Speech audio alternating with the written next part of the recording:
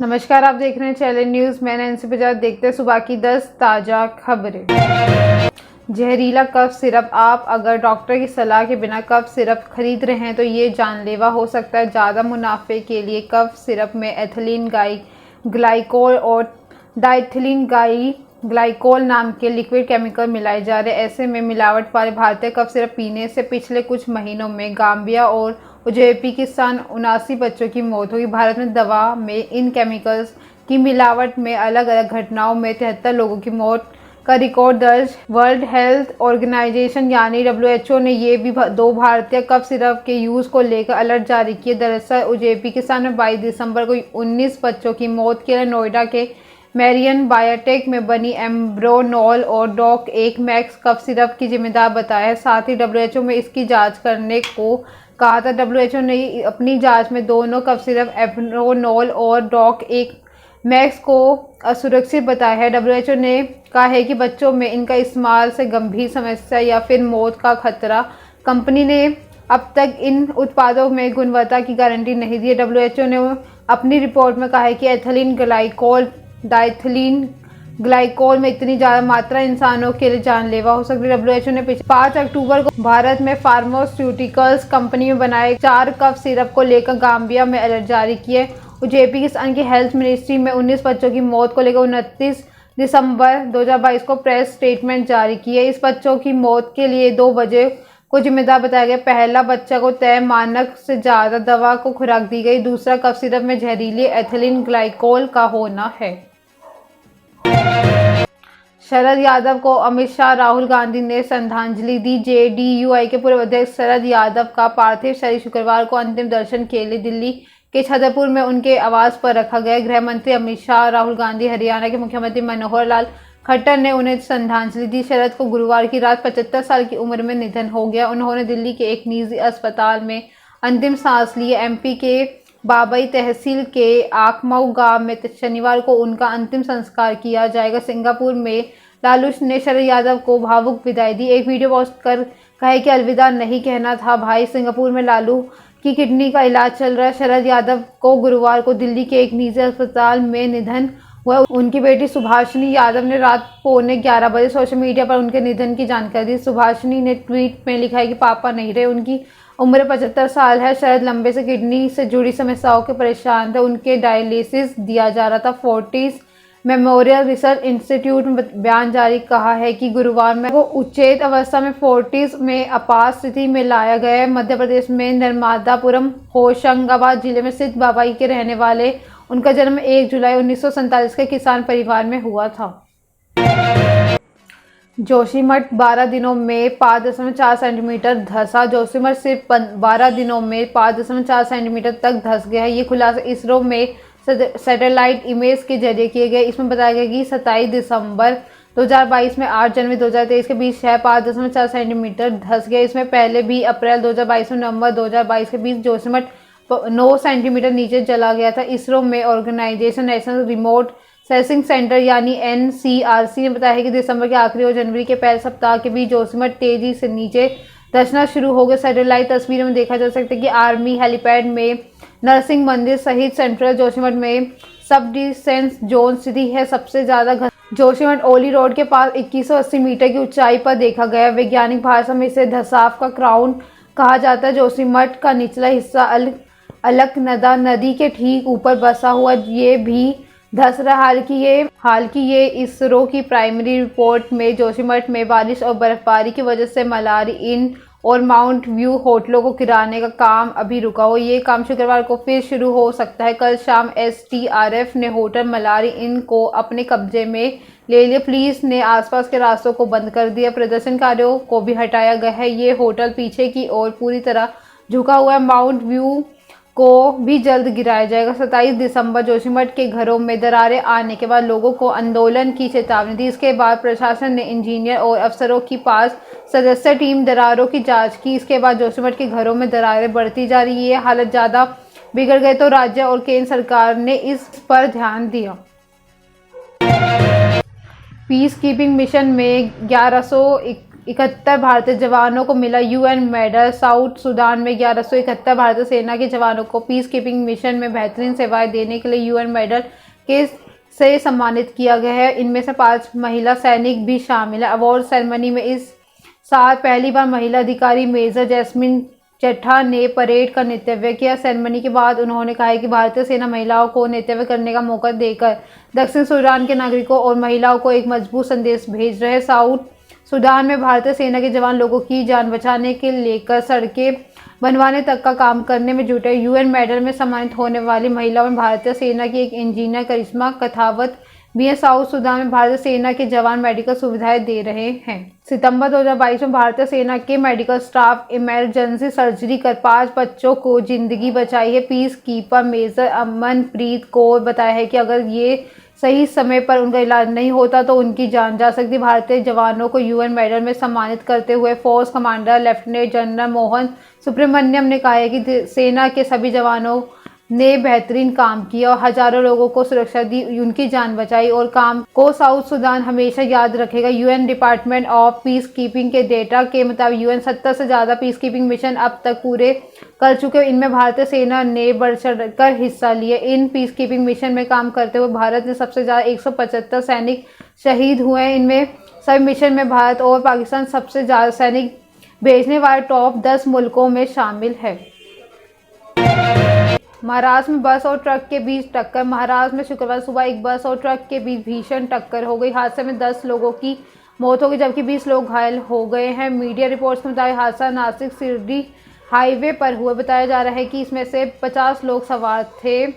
बस में 50 लोग सवार सभी साईं बाबा के दर्शन के लिए जा रहे थे। घटना का वीडियो सामने आया। वीडियो में दिख रहा है कि बस पूरी तरह से चकनाचूर हो गई। घटना स्थल पर मौजूद स्थानीय लोगों ने घटना की जानकारी पुलिस को दी। मौके पर पुलिस ने बचाव दल पहुंचा। सभी घायलों को अस्पताल में भर्ती करवाया गया। पुलिस के मुताबिक 6 महिलाएं, 2 पुरुष और 2 बच्चे शामिल है। घायलों में कुछ की हालत बेहद गंभीर बताई जा रही है। महाराष्ट्र में सीएम एकनाथ शिंदे ने हादसे में हुई लोगों की मौत पर शोक जताया है। मृतकों के परिवारों में 5-5 लाख रुपए देने की घोषणा की। साथ में अधिकारियों को घटना की जांच के आदेश दिए। महाराष्ट्र में नासिक बाइक सवार को टक्कर मारने की दिल जला देने वाली घटना सामने आई। हादसे में 9 दिसंबर को नासिक के जेल रोड इलाके में हुआ। हादसे का वीडियो वहां लगे सीसीटीवी में कैद हो गया। टक्कर इतनी तेज थी कि बाइक सवार की मौत हो गई। पुलिस ने वीडियो में दिखाई दे रही स्कॉर्पियो पर मामला दर्ज कर लिया है। आरोपी की तलाश जारी है। जम्मू में आज अमित शाह की हाई लेवल मीटिंग। केंद्रीय गृह मंत्री अमित शाह आज जम्मू कश्मीर के दौरे पर है। राजौरी जिले में हाल ही में आतंकी हमले में मारे गए लोगों की परिवारों से मुलाकात करने वाले थे, लेकिन खराब मौसम के कारण उनका दौरा स्थगित हो गया है। शाह जम्मू में हिंदू परिवारों के लक्षित हमलों के मद्देनजर सुरक्षा स्थिति को लेकर हाई लेवल मीटिंग करेंगे। इसमें जम्मू कश्मीर के उपराज्यपाल मनोज सिन्हा, केंद्रीय गृह सचिव अजय कुमार भल्ला और सभी खुफिया एजेंसियों के प्रमुख शामिल होंगे। पिछले 3 महीनों में शाह को जम्मू कश्मीर के ये दूसरा दौरा है। पिछले साल अक्टूबर में गृह मंत्री ने राजौरी का दौरा किया था। ये एक जन सभा को संबोधित किया। 1 और 2 जनवरी की राजौरी के डांगरी गांव में 2 आतंकी हमलों में 2 बच्चे सहित 7 हिंदू नागरिक मारे गए थे और कई लोग घायल हो गए थे। इन हमलों में 2000 से ज्यादा अर्धसैनिक बलों के राजौरी भेजे गए। राष्ट्रीय जांच एजेंसी एनआई डांगरी आतंकी हमलों की जांच कर रही। सरकार ने राजौरी में विजिलेंस डिफेंस कमेटी को पुनर्जीवित किया। संभावित आतंकी हमलों से बचाव के लिए बड़ी संख्या में लोगों को राइफल दी जा रही है। राष्ट्रीय स्वयंसेवक संघ आरएसएस और भारतीय जनता पार्टी बीजेपी के शीर्ष नेताओं जिनमें अरुण कुमार, बीएल संतोष शामिल है। केंद्र शासित प्रदेश में समग्र सुरक्षा और राजनीतिक स्थिति पर चर्चा करने के लिए जम्मू में कई बैठकें की गई। भाजपा विजिलेंस डिफेंस कमेटी को मजबूत करने की मांग कर रही है। उस जम्मू क्षेत्र में 28,000 विजिलेंस डिफेंस कमेटियों और जिन सदस्यों को हथियार दिए गए इनमें से ज्यादातर हिंदू हैं। शिमला में सीजन की पहली बर्फबारी। आज लोहड़ी पर हिल स्कीइंग। शिमला सीजन का पहला हिमपात हुआ है। करीब 2.5 महीने बाद मौसम ने यहाँ ड्राई स्पेल्स के चक्कर को तोड़ा है। रात को ही मौसम बरसने को तैयार था, लेकिन सुबह होते होते आसमान में बर्फ के हाफे गिरने लगे। शिमला के माल रोड यूएस क्लब जाखू में बर्फ की हल्की सफेद चादर बिछ गई। दूसरी जगह पर बारिश की हल्की बौछारें गिर रही। बर्फबारी शुरू होने से शिमला में ठंड भी काफी बढ़ गई। ऊपरी शिमला, कुफरी, नाराकंडा, खड़ा पत्थर, चौपाल, रो, हड़ू, चांशल, नारकंडा सहित तमाम ऊंचाई वाले क्षेत्र में रुक रुक कर बर्फबारी हो रही है। वेस्टर्न डिस्टर्बेंस एक्टिव होने के बाद अगले 5 दिन मौसम खराब रहेगा। मौसम विज्ञान केंद्र शिमला के निदेशक सुरेंद्र पाल ने बताया कि कित्तौर, लाहौल स्पीति, कुल्लू जिले में अधिक ऊंचाई वाले कुछ क्षेत्रों में भारी हिमपात का अलर्ट जारी किया गया, जबकि शिमला, चंबा, कांगड़ा, मंडी और सिरमौर जिले के ऊंचे इलाकों में अगले 3 दिन बर्फबारी हो सकती है। मौसम विभाग द्वारा जारी बुलेटिन के अनुसार बीते 24 घंटे के दौरान प्रदेश के 8 जिलों में ताजा हिमपात हुआ है। लाहौल स्पीति जिले के लोसर में रोहतांग टनल, कुंजुम पास, बारालाचा बर्फ की मोटी परत बिछ गई। लाहौल स्पीति, कित्तौर, कुल्लू और चंबा के पांगी, भरमौर अधिक ऊंचाई वाले क्षेत्र में हल्की बर्फबारी हो रही है। वहीं इसमें तापमान में भारी गिरावट दर्ज की गई है।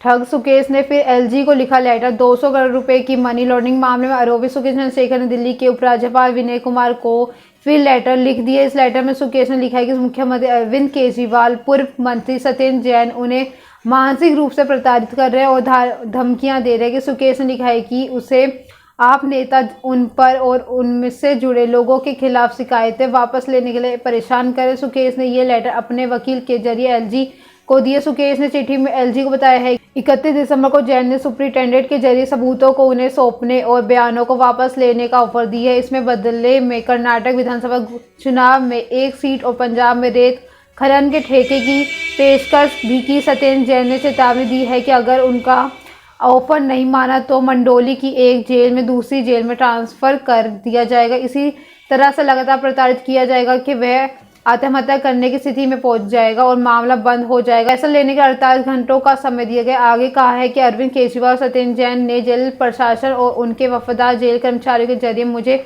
धमकाया और परेशान किया। 1 महीने पहले सत्येंद्र जैन ने superintendent Rajendra Jaisingh, deputy superintendent जैसे अपने विश्वासपात्र कर्मचारियों के मुझे धमकाने के लिए नियुक्त किया है, लेकिन मैं उनकी धमकियों और दबाव के आगे नहीं झुका। फ्लैग फुटबॉल को ओलंपिक में लाने की कोशिश। अपने स्कूल में फुटबॉल टीम के लिए क्वालिफाई न करने अमेरिका के पूर्व फुटबॉल खिलाड़ी आइजेल रीस ने नेशनल फुटबॉल लीग में 7 सीजन खेले हैं। 3 साल पहले उन्होंने फ्लैग फुटबॉल ओलंपिक का हिस्सा बनवाने की कोशिश करने का आइडिया दिया था। इसके बाद ये एनएफएल के न्यूयॉर्क ऑफिस की पहली प्राथमिकता बन गए। लीग के अधिकारी इस बात से परेशान हैं कि दुनिया में सबसे आकर्षक लीग होने में बावजूद एनएफएल की पहुंच काफ़ी कम है। लंदन, मैक्सिको सिटी, म्यूनिख जैसे शहरों में इसके फैंस मौजूद है, लेकिन एनएफएल के अधिकारी इस लोगों के बीच खेल के विकल्प के तौर पर जोड़ना चाहते हैं। अधिकारियों ने फैसला किया है कि बिना हेलमेट और जटिल नियमों के साथ साथ 5-5 की पुरुषों या महिलाओं की टीम में खेला जाना वाला फ्लैग फुटबॉल ऐसा करने का तरीका हो सकता है। उनका मानना है कि अगर ये खेल ओलंपिक की शामिल हो जाता तो वे लाखों नए प्रशंसकों और आकर्षित कर सकते हैं। फ्लैग फुटबॉल अमेरिकन फुटबॉल एक वेरिएंट है जिसमें दूसरी टीम के खिलाड़ी को गिराने के बजाय उसके कमर पर लगे फ्लैग को अलग करना होता है और अपनी टीम के साथ मिलकर बॉल को गोल लाइन के पार पहुंचाना होता है। एनएफएल के मुताबिक 100 देशों में 2 करोड़ से ज़्यादा लोग फ्लैग फुटबॉल खेल रहे हैं, जिसमें मैक्सिको में 1 लाख नए खिलाड़ी और जापान में हजारों बच्चे शामिल। यहाँ ये स्कूल पाठ्यक्रम का हिस्सा है। 23 जनवरी को होगी आथ्या केएल राहुल की शादी। बॉलीवुड एक्टर आथ्या सेठी इंडियन क्रिकेटर केएल राहुल जल्द शादी के बंधन में बंधने वाले। मीडिया रिपोर्ट्स के मुताबिक दोनों की शादी इसी साल 23 जनवरी को सुनील शेट्टी की खंडाला वाले बंगले और होगी। कपल से जुड़े एक सूत्र ने शादी के बारे में बात करते हुए खुलासा किया कि 21 जनवरी को दोनों का संगीत होगा। इसमें उनके करीबी दोस्त और परिवार के लोग शामिल होंगे। आथ्या केएल राहुल से जुड़े सूत्र ने शादी के बारे में बात करते हुए कहा है कि आथ्या की सबसे करीब दोस्त जैसे एक्ट्रेस आकांक्षा रंजन पहले से इसका हिस्सा होंगी, बाकी के गैर संगीत के दिन ही शामिल होंगे। इसमें आथ्या के दोस्तों के साथ साथ भाई आहान और पेरेंट्स सुनील और माना शेट्टी के परफॉर्म करने की भी उम्मीद की जा रही है। ये बेहद क्लोज वेडिंग होगी। इस शादी में सिर्फ क्लोज फ्रेंड्स और फैमिली मेंबर्स शामिल होंगे। कहा जा रहा है कि इसमें इंडस्ट्री के ज़्यादा लोग शामिल ना होंगे। सुनील का खंडाला वाला घर जहां 17 साल पुराना, शादी के समय इसमें कभी गेस्ट तो नहीं रुके पाएंगे, इस वजह से 5 स्टार होटल में रुकेंगे। वहीं कहा जा रहा है कि आथ्या की सेलिब्रिटी स्टाइलिस्ट अमी पटेल स्टाइल करेंगी, जबकि केएल राहुल को स्टाइलिस्ट राहुल विजय स्टाइल करेंगे। ये थी सुबह की 10 ताज़ा खबरें। ऐसे अपडेट्स के लिए बने रहे हमारे चैनल को लाइक करें, कमेंट करें, सब्सक्राइब करना ना भूलें। धन्यवाद।